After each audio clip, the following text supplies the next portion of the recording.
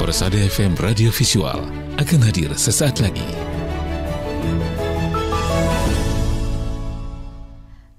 Kita akan berbincang dengan Prof. Suwarto ya. Dan pendengar, pekan ini kita peringati Hari Pendidikan Nasional. Nah, apa yang perlu kita evaluasi dan butuh perbaiki secara tepat agar kualitas pendidikan di Indonesia semakin baik? Untuk menjawab hal itu, saat ini kita sudah terhubung dengan Profesor Dr. Suwarto MPD, Guru Besar Bidang Penelitian dan Evaluasi Pendidikan Universitas Veteran Bangun Nusantara, Sukoharjo. Selengkapnya kami kemas dalam segmen Kabar Pekan ini.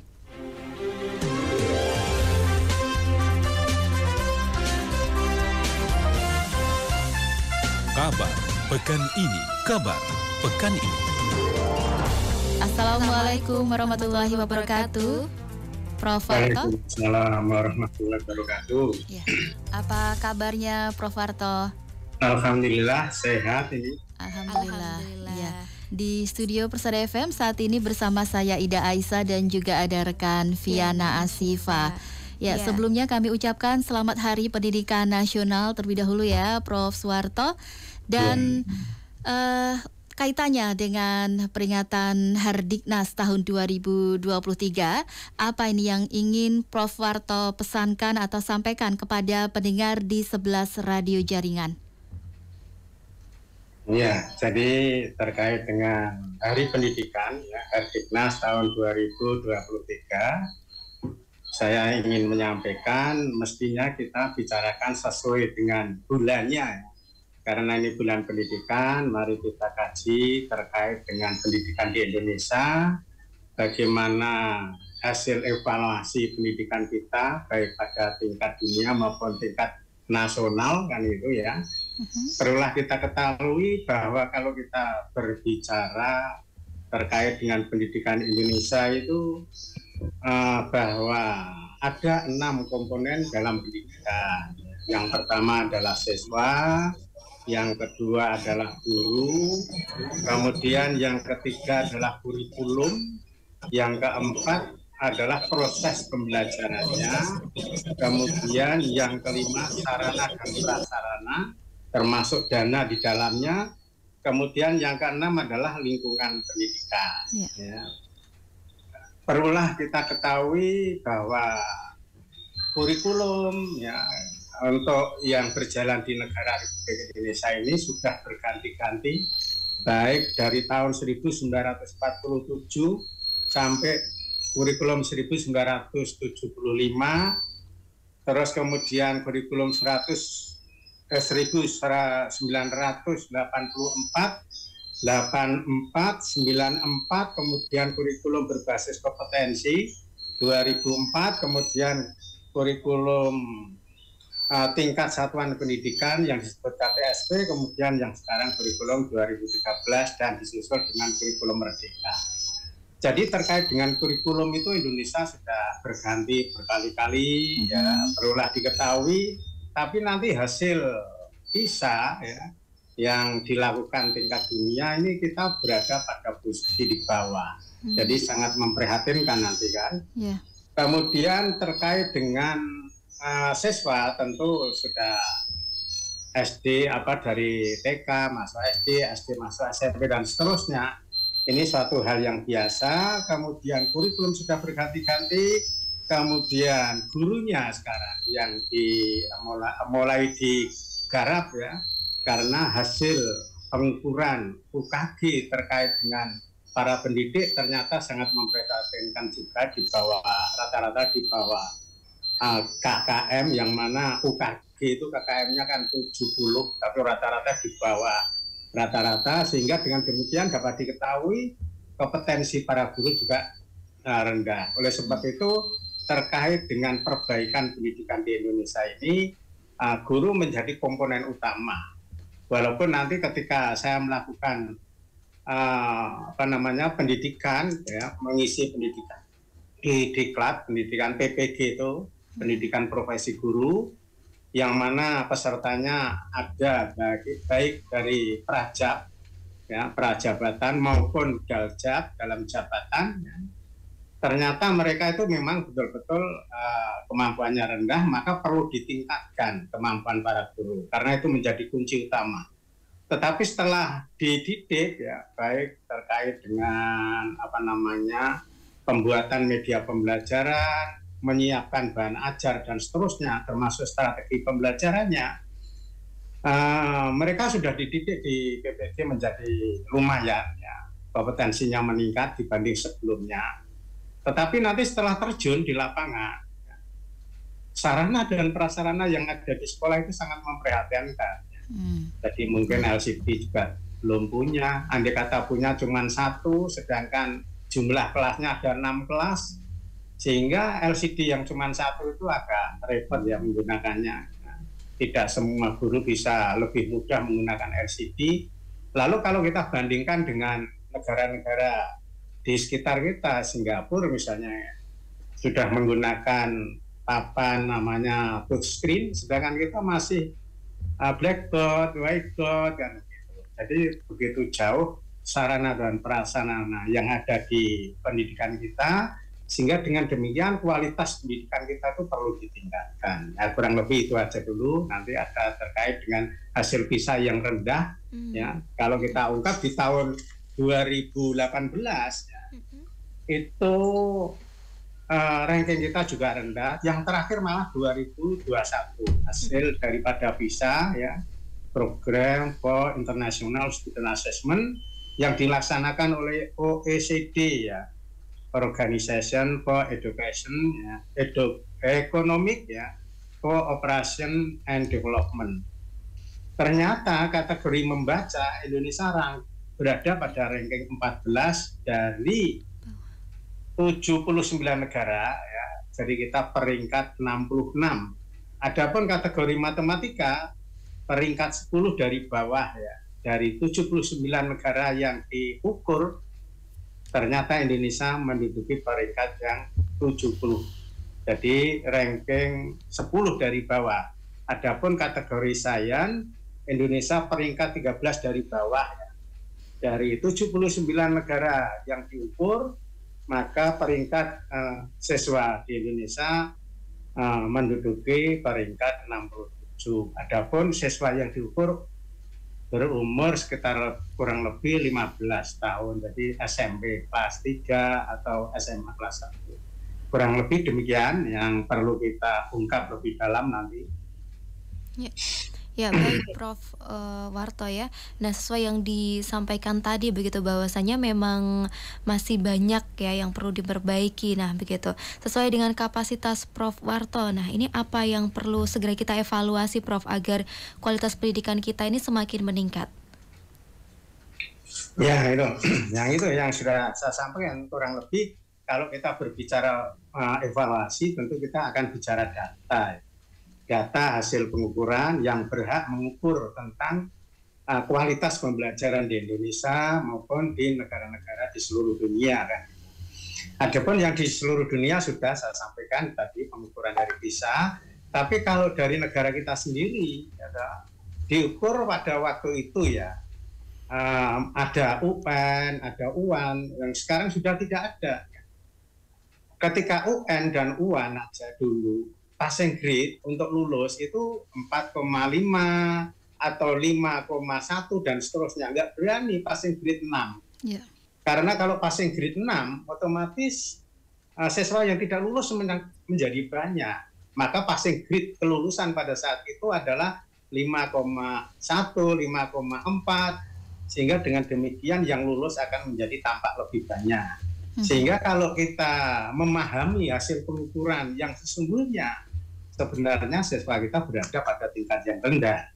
Nah ini kualitas pembelajarannya tentu tidak terlepas dari hasil pengukuran hasil belajar siswa. Kemudian terkait dengan sekarang ya, kurikulum Merdeka ini ternyata sudah tidak ada lagi UN, UAN sudah dihapus, sehingga kompetisi kita dalam satu negara sudah tidak ada, kompetisi sekolah antar provinsi tidak ada, kompetisi sekolah antar kabupaten atau kecamatan pun tidak ada. Sehingga dengan demikian kalau tingkat kecamatan tidak ada, tingkat kabupaten tidak ada, bagaimana kita ingin mengikuti kompetisi tingkat dunia yang dilakukan PISA itu? Nah, maka kita perlu dipertanyakan. Jadi kualitas kita sangat memprihatinkan terkait dengan kualitas pendidikan kita. Ya. Jadi kalau perankingan di tingkat kabupaten saja tidak dilakukan, bagaimana nasib perankingan pendidikan di Indonesia jika dibanding dengan negara-negara di dunia ini kan gitu. Perlulah kita ketahui kalau negara di berbagai bangsa ini diukur, ternyata ada kaitannya, ada hubungannya antara peningkatan kualitas pembelajaran dan peningkatan ekonomi negara tersebut. Sebagai satu contoh sekarang itu yang negara hampir persaingan dengan Eropa, dengan Amerika itu kan Cina. Yeah. Nah, Cina itu hasil pengukuran PISA itu ranking 1. Ranking 1 baik kategori matematika, ranking 1 baik kategori membaca, ranking 1 baik kategori sains. Nah, Indonesia dalam kondisi yang sangat memprihatinkan, jadi jauh sekali berada di bawah. Jadi kalau kita lihat di perankingan itu untuk membaca saja ya, di tahun 2018 ini yang data saya miliki, Indonesia itu rata-ratanya cukup rendah, ya. Kemudian yang tertinggi Cina rata-ratanya adalah 555 kan gitu ya. Kemudian yang kedua Singapura, ya. Kemudian dan seterusnya Kanada, Finlandia dan seterusnya. Sedangkan Indonesia jauh di bawah tadi. Kemudian untuk hasil peringkat yang lain, ya, matematika yang tertinggi juga Cina. Nah, Indonesia rata-ratanya 379 kan itu. Jauh sekali dibanding Cina. Kemudian yang sains itu di sini Indonesia rata-ratanya adalah 396. Jadi hasil literasi, numerasi, sains baik pada anak kita umur 15 atau 16 tahun itu betul-betul ranking bawah ya. Jadi ranking 14 atau 12 dari bawah tadi. Sehingga dengan demikian kalau kita berpikir dengan kualitas pendidikan, maka perlu perbaikan pada kualitas pendidikan kita, terutama pada guru dan sarana prasarana. Demikian barangkali ada yang perlu diperluas terkait pembicaraan ini. Ya, baik Prof. Selain tadi ya kualitas pendidikan ini di Indonesia saat ini sangat memprihatinkan. Nah, salah satu kondisi yang nyata juga adalah tidak meratanya kualitas pendidikan di Indonesia itu sendiri ya. Jadi kalau kita lihat mungkin di perkotaan dengan fasilitas yang sangat lengkap, dengan biaya pendidikan yang bisa dikatakan sangat tinggi. Di sisi lain di daerah-daerah itu pendidikannya ya sangat-sangat biasa begitu ya, mungkin dari gedung sekolahnya sangat sederhana, akses menuju tempat sekolahnya sederhana, kemudian guru itu misalnya satu guru harus memegang banyak siswa. Nah, ini sebetulnya langkah-langkah apa ini yang bisa dilakukan agar pendidikan di Indonesia ini juga bisa merata, Prof? Iya, terkait dengan pemerataan kualitas pendidikan ya. Yeah. Jadi kualitas pendidikan kita memang belum merata, sedangkan kita tahu ya Indonesia itu dari Sabang sampai Merauke, kalau luas. Kita lihat dalam global itu hampir separuh dunia, begitu luasnya ya negara Republik Indonesia, sehingga ketika pandemi kemarin sangat kerepotan ya, padahal pandemi itu kita tidak boleh ketemu, guru dengan siswa tidak boleh ketemu, tetapi pembelajaran harus bisa berjalan. Yeah. Satu-satunya dengan daring. Tetapi perlu diketahui dari Sabang sampai Merauke itu belum semua daerah, belum semua wilayah terjangkau dengan jaringan internet. Yeah. Maka pembelajaran daring tidak bisa berjalan kan begitu. Jadi pemerataan berjalannya saja pendidikan itu sudah mengalami tidak pemerataan, ya. Apalagi kualitas pendidikannya.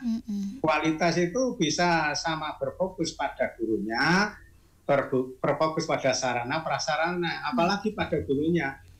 Kita temui, kita tahu saya sebagai instruktur PPG yang saya ajar ya dari Sabang sampai Merauke lah, karena kita berjalan secara daring ya, PPG itu ternyata mereka kondisinya berbeda-beda. Nggak usah jauh aja di Purwodadi ya, di dekat Purwodadi itu. Nah itu ternyata daerah sana itu juga ada beberapa tempat yang tidak ada terkonek jaringan internet, sehingga pembelajaran ketika kemarin pandemi itu mengalami kerepotan, sehingga guru mengaku dia harus datang ke rumah masing-masing siswa kan, harus memberikan pembelajaran ya.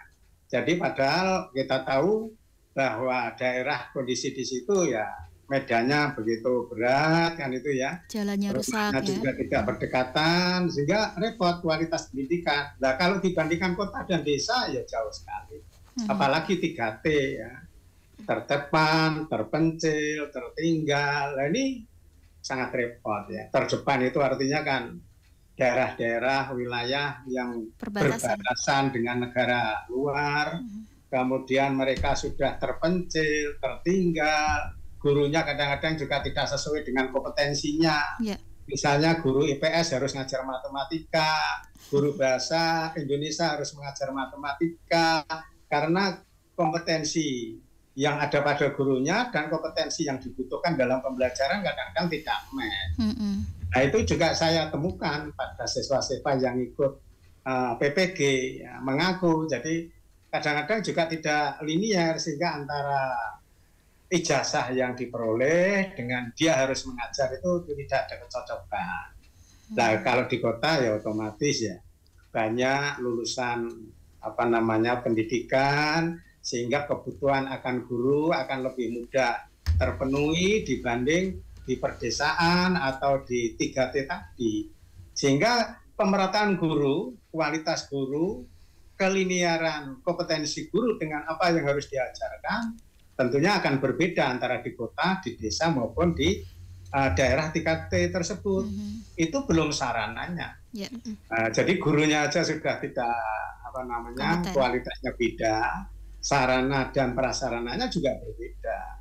Apalagi kalau kita ngikuti di televisi ada SD yang runtuh, ya, ternyata tidak ada perbaikan. Ini sangat memprihatinkan di daerah-daerah tertentu kan gitu kan. Kita lihat sendiri di televisi, tayangan televisi, ada beberapa SD sampai roboh kan gitu kan. Jadi kalau di kota-kota insya Allah baik ya, karena namanya di kota ya, baik dari orang tuanya, baik dari dinas pendidikannya, itu lebih concern dibanding dari yang di daerah-daerah. Sehingga dengan demikian kualitas pendidikan di Indonesia itu betul-betul memang tidak merata, karena begitu luasnya daerah di Indonesia dan membutuhkan dana besar untuk memperbaiki kualitas pendidikan ini. Pemerintah sudah mengucurkan 20% dari APBN, ya kurang lebih 449,5 triliun. Ini yang diperlukan untuk meningkatkan kualitas pendidikan. Akan tetapi 20% dari APBN itu sendiri tidak semuanya untuk proses pembelajaran dan sarana pembelajaran, tetapi kan termasuk untuk gaji para guru. Sedangkan gurunya sendiri juga banyak, sekitar 3 juta di seluruh Indonesia ini. Maka dengan demikian yang 20% untuk menggaji 3 juta yang ada di seluruh Indonesia, kemudian ada tunjangan sertifikasi, maka sarana dan prasarana kan belum bisa terjangkau. Maka ketika PPL misalnya, saya mengantarkan mahasiswa di beberapa sekolahan itu juga betul-betul masih memprihatinkan kondisinya sarana prasarana. Dengan demikian betul-betul kalau kita terjun di lapangan akan mengetahui kondisi sarana prasarana, baik sekolahannya, laboratoriumnya. Tidak semua sekolahan mempunyai jaringan internet, tidak semua sekolahan mempunyai laptop. Sehingga kalau kita berbicara kualitas pendidikan di Indonesia, apalagi kalau mau dibandingkan dengan kualitas pendidikan di negara sebelah, ya kita betul-betul sangat memprihatinkan.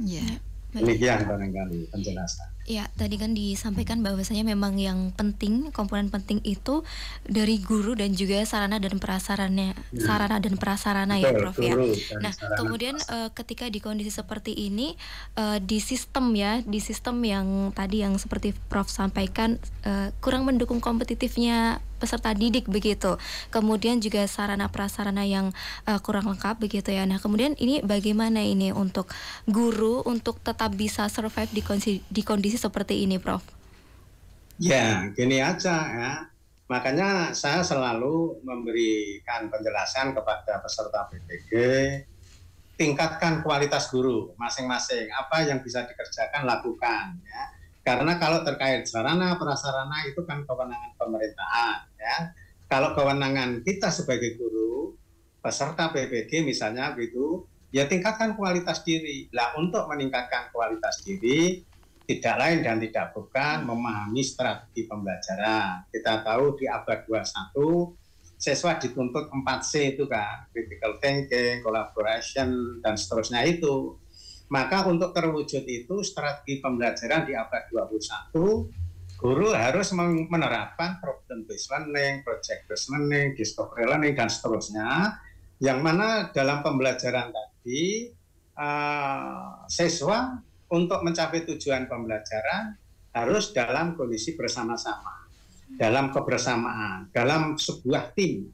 Dia tidak bekerja sendiri-sendiri, dia bekerja bersama-sama dalam tim, tugas dikerjakan bersama, tanggung jawab adalah bersama, sehingga dengan demikian komunikasi, kolaborasi, saling bantu-membantu antara beberapa teman dalam satu tim, dalam satu kelompok bisa terbentuk. Karena dalam kehidupan di abad 21 ini tidak hanya diperlukan anak yang cerdas, tidak hanya diperlukan anak yang pandai, tetapi diperlukan anak yang bisa kerja tim, kerja bersama tim. Nah, jadi tidak kerja sendirian karena membentuk kualitas hasil pendidikan di Indonesia ini tidak bisa dilakukan sendiri-sendiri. Sehingga kalau saya berhadapan dengan peserta PPG itu, saya sampaikan, sudah yang bisa saudara lakukan ya meningkatkan kualitas saudara, meningkatkan kompetensi saudara, bisa mengikuti seminar-seminar, mengikuti diklat-diklat, kemudian mengembangkan bagaimana membuat media pembelajaran, sehingga dengan demikian media pembelajaran tidak hanya sekedar ambil dari YouTube ya, yang terkait dengan konten yang harus disampaikan. Tapi alangkah baiknya kalau media pembelajaran itu bisa dibikin oleh gurunya sendiri. Sehingga dengan demikian konten yang akan disampaikan oleh guru dalam pembelajaran nanti akan sangat konten atau ada linier terkait dengan bahan ajar, keperluan siswa, kemudian media pembelajarannya akan begitu. Tetapi perlu diketahui untuk membuat media pembelajaran berupa video misalnya, maka diperlukan keahlian, memahami software terkait dengan pengambilan gambar, pemotongan gambar, penambahan editing ya, kemudian penambahan keterangan-keterangan apa yang harus muncul dalam gambar, kemudian perlu dilakukan rendering, sehingga dengan demikian gambar, potongan-potongan gambar yang menjadi media pembelajaran itu guru mampu membuatnya dengan baik. Sehingga dengan demikian kompetensi guru untuk menghadapi abad 21, pembelajaran bisa menjadi lebih baik lagi, gurunya berinovasi, siswanya termotivasi dalam pembelajaran, sehingga dengan demikian diperlukan guru yang kreatif, inovasi di zaman modern saat ini. Demikian kalau saya sampaikan kepada guru, karena kalau terkait dengan sarana prasarana, laboratorium, jaringan internet itu kan bukan kewenangan kita, itu kewenangan pemerintahan ya, yang harus mendistribusikan dananya untuk kelengkapan sarana prasarana pendidikan. Kalau guru ya hanya meningkatkan kompetensi dirinya sendiri. Saya kira demikian. Baik. Nah, Prof, banyak sekali ini ya potensi luar biasa dari putra-putri terbaik bangsa, tetapi banyak yang tidak memiliki akses untuk dikembangkan dan diberdayakan karena banyak faktor begitu ya. Nah, kadang-kadang hanya kota besar saja yang terfasilitasi. Yang seperti ini bagaimana pandangan Prof Warto? Iya, kalau di zaman now ya, zaman sekarang ini seharusnya kita sudah melek IT ya. Jadi kalau semua putra putri terbaik bangsa sudah melek IT, sebenarnya tidak ada masalah. Desa, kota, ya 3T. Kalau kita sudah masuk ke internet, jaringan internet, asal ada jaringan internet dan kita mampu mengoperasikan IT, maka kita bisa mencari informasi sebenarnya. Informasi apa saja yang kita butuhkan. Kita tahu terkait dengan pengembangan diri anak-anak putra-putra Indonesia yang berprestasi, ya kan? Kalau dia mampu melakukan mampu melek IT, ya, bisa menggunakan jaringan internet sehingga dia bisa mencari informasi untuk pengembangan dirinya sendiri, seperti mencari informasi, peluang beasiswa. Tentu saudara yang melek IT bisa membuka web ya Menteri Keuangan. Di sana ada banyak sekali jenis-jenis beasiswa yang bisa kita ambil dalam rangka mengembangkan diri. Ya, kalau terkait dengan web, ya, itu kan yang penting ada jaringan internet. Tidak masalah desa dan kota sebenarnya. Yeah. Tidak hanya di kota saja, asal di internet, asal di desa ada internet, insya Allah putra-putra terbaik bangsa ini tetap bisa menggunakan jaringan internet dan kemampuan melek teknologinya itu untuk mendapatkan informasi biaya pendidikan. Sehingga dengan demikian pemerataan pendidikan atau apa yang harus dikembangkan menuju ke masa depan, insya Allah sebenarnya terbuka ya, karena Indonesia ini jaringan internet sudah mulai luas ya, terutama setelah pandemi ini. Kita melihat beberapa informasi dari pemerintah, teknologi informasi ya, itu kan memperluas jaringan internet, sehingga diusahakan di seluruh wilayah Indonesia dari Sabang sampai Merauke ini supaya terjangkau internet. Sehingga dengan demikian insya Allah ya, pemuda-pemuda kita yang berprestasi bisa mengembangkan dirinya. Jangan berpikirlah mungkin dana dari orang tua nggak ada, tetapi saudara kan bisa mencari beasiswa. Kan itu. Carilah informasi di web Menteri Keuangan, banyak hal. Sekarang ada BPI, ada LDP ya, macam-macam itu loh. Nah, jadi banyak sekali beasiswa yang bisa di-searching di internet, kemudian bisa berusaha untuk mendapatkan beasiswa tersebut. Nah, tentu biasanya ya kalau saya mengkaji dengan syarat-syarat yang ada di dalam beasiswa, mendapatkan beasiswa itu nomor satu kita mau pilih yang dalam negeri atau yang luar negeri dulu. Tentu nanti syaratnya agak berbeda yang dalam negeri dan luar negeri kan itu. Kalau yang luar negeri tentu TOEFL-nya lebih tinggi, ya kan? Bisa 550 kan itu. Kalau dalam negeri cukup 500 kan itu. Atau pakai ayat itu loh. Kalau ke luar negeri, kalau LPDP itu mensyaratkan 7. Tapi kalau saya melihat di di syarat beasiswa yang masuk di Arab Saudi itu cukup hanya 6 itu ayatnya. 6 atau 6,5. Jadi lebih rendah dari LPDP yang disyaratkan dari negara kita. Sehingga untuk mendapatkan beasiswa sekolah ke luar negeri itu biayanya tidak harus mencari di Indonesia. Bisa biaya dari negara yang dituju. Bahkan biaya yang untuk pendidikan ke negara yang dituju itu lebih tinggi. Karena mendapatnya dari dolar, dari real, dari yen, yang mana ketika di kurs ke rupiah kan jadi besar. Kan beda kalau kuliah di dalam negeri, kan satuannya rupiah. Kan? Tapi kalau kita ke luar negeri bisa mengambil dana dari negara luar tadi, otomatis akan bisa ada kelebihan lah. Insya Allah ada kelebihan kalau kita. Yang jelas yang pertama TOEFL yang perlu diperhitungkan. Kalau ke Arab Saudi ada, kalau yang nanti ke usuluddin atau apa itu bahasa Arabnya harus diperhatikan juga. Tapi kalau secara umum TOEFL bahasa Inggrisnya. Kemudian nanti TPA.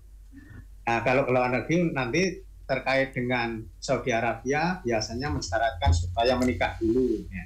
Jangan sampai ke sana belum menikah ya. Oh, gitu. Apalagi ya? Kalau putri ya. Kalau putri itu di sana diusahakan mempunyai saudara atau sudah menikah atau dibersamai. kalau dibersamai insya Allah ya, jadi bersama suami atau suami bersama istri, itu kan diberi dana semua. Jadi yang diberi dana tidak hanya yang sekolah, ya, istrinya diberi dana, anaknya diberi dana, sehingga kalau kuliah ke luar negeri itu, kalau membawa istri dan anak-anaknya semuanya dapat dana. Baik. Dana itu bisa diperoleh dari negara yang dituju atau diperoleh dari negara kita. Tapi biasanya persyaratan untuk memperoleh biaya beasiswa ini lebih rendah kalau kita menuju ke negara yang dituju dibanding dari negara Republik Indonesia. Barangkali yang memegang kebijakan di Republik ini mempunyai pemikiran begini, karena yang diberikan beasiswa itu kan dananya dari rakyat ya, dari pajak kan itu.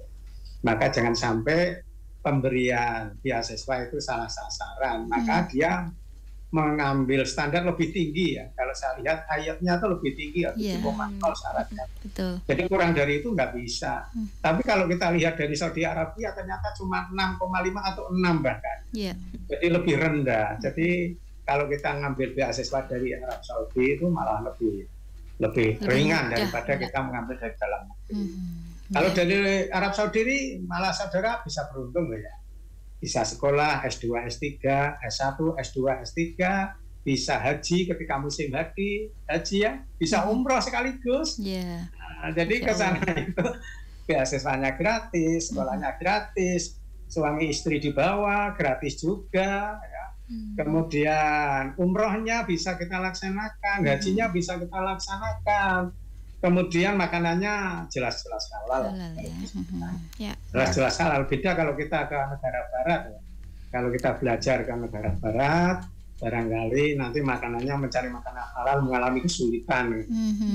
Jadi insya Allah sekarang ini sebenarnya dengan jaringan internet, maka para putra-putri terbaik bangsa untuk memajukan bangsa ini supaya melek IT dalam rangka mencari informasi untuk pengembangan diri, untuk pengabdian demi nusa dan bangsa. Baik, Masya Allah. Sebetulnya masih banyak ini yang ingin kami tanyakan kepada Prof. Warto, tapi karena waktunya ini terbatas, Prof. Jadi harus kita akhiri sampai di sini.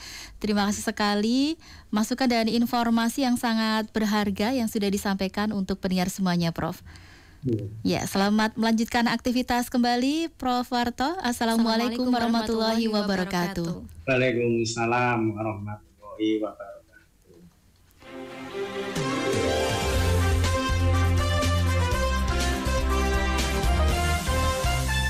Kabar pekan ini. Ya, pendengar. Ya, baru saja kita ikuti bersama ya perbincangan kita dengan Profesor Dr. Suwarto MPD selaku Guru Besar Bidang Penelitian dan Evaluasi Pendidikan Universitas Veteran Bangun Nusantara Sukoharjo. Banyak ya ini informasi yang sudah kita terima yang disampaikan oleh Prof. Warto ya, bagaimana saat ini sebetulnya posisi pendidikan di Indonesia. Tadi beberapa kali disampaikan bahwa ya kualitasnya ini sebetulnya sangat memprihatinkan begitu ya. Semoga saja informasi ini jadi pemicu kita pendengar semuanya, para orang tua, generasi muda untuk lebih bersemangat dalam belajar, memiliki jiwa pembelajar, tidak bosan-bosan untuk belajar dimanapun, kapanpun. Apalagi kalau tadi disampaikan ini ya, asal kita sudah ada akses internet itu sebetulnya berbagai informasi bisa kita dapatkan. Termasuk ketika kita ingin memperoleh beasiswa ke luar negeri sekalipun ya, itu bukan lagi impian begitu ya, itu sudah di depan mata sebetulnya, tinggal bagaimana kita berusaha. Ya, jadi salah satu modal yang cukup lumayan besar begitu ya, rekan Ida ya.